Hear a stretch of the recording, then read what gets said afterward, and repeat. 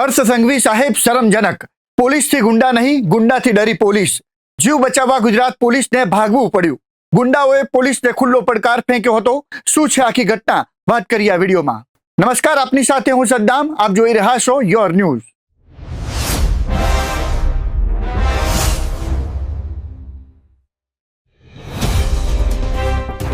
મળતી જાણકારી અનુસાર પાટણના ચાણસ્મામાં અસામાજિક તત્વોએ પોલીસ પર હુમલો કર્યો હતો. પોલીસ હુમલાના કારણે પોલીસ જવાનો જીવ બચાવવા માટે ભાગવા મજબૂર બન્યા હતા. ગૃહમંત્રી વારંવાર દાવો કરતા હોય છે કે કોઈ પણ અસામાજિક તત્વોને છોડવામાં આવશે નહીં, પરંતુ આ ઘટનાના વિડીયોમાં જોઈ શકાય છે કે અસામાજિક તત્વો પોલીસ પર તૂટી પડ્યા હતા. ધારિયા, તલવાર, લાકડીઓ વડે પોલીસ જવાનો પર હુમલો કર્યો હતો, જેના કારણે જીવ બચાવવા માટે પોલીસે ભાગવું પડ્યું હતું. લાગે છે કે પોલીસથી ગુંડાઓને કોઈ ડર રહ્યો નથી. અહીં તો ઉલટાનું, પોલીસ ગુંડાઓથી ડરીને ભાગી રહી છે.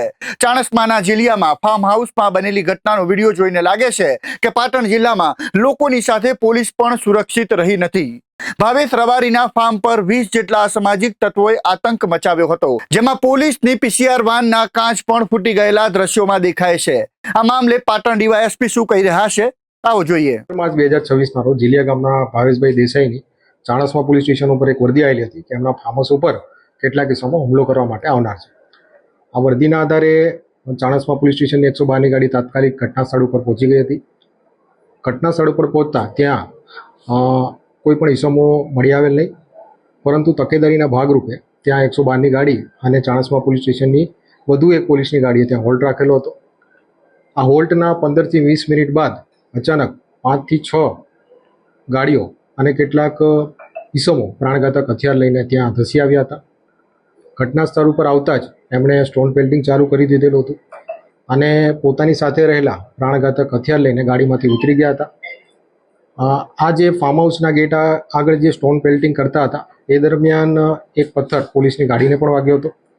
અને અત્યારે આ પરિસ્થિતિ જોતા પૂરતો પોલીસ ફોર્સ ના હોય, પૂરતા પોલીસ ફોર્સને લેવા માટે પોલીસની ગાડી ત્યાંથી નીકળી હતી. અને જ્યારે પોલીસની ગાડી પરત આવી ત્યારે ઘટના ઉપર આ જે ઇસમો હતા એ મળી આવેલ નહોતા, પરંતુ આ ગુનાની ગંભીરતાને ધ્યાનમાં લેતા પોલીસે કોમ્બિંગ દરમિયાન આ જે ઇસમો હતા એમાંથી 3 ઇસમોને ડિટેન કરેલા છે, એક ગાડી પણ ડિટેન કરેલી છે. અને આ સમગ્ર ઘટનાને બાદ જે ફરિયાદીની ફરિયાદ છે એના આધારે કુલ 3 નામજોગ આરોપી અને 15 થી 20 અજાણ્યા ઇસમો વિરુદ્ધ રાયોટિંગ અને જીપી એક્ટની રિલેવન્ટ સેક્શન અંતર્ગત ઓફેન્સ રજીસ્ટર કરવામાં આવ્યો છે. આ સમગ્ર ઘટના દરમિયાન પોલીસ જ્યારે પોતાની ફરજ ઉપર હતી ત્યારે એક પથ્થર એમની ગાડીને પણ લાગતા ફરજ રૂકાવટનો ઓફેન્સ પર રજીસ્ટર કરવામાં આવ્યો છે. રીલ્સ બનાવી અને વરઘોડા કાઢી કાયદાનું ભાન કરાવતી ગુજરાત પોલીસ આ લોકોને પણ કાયદાનું ભાન કરાવે તેવી આશા સાથે ફરી મળીશું. નમસ્કાર.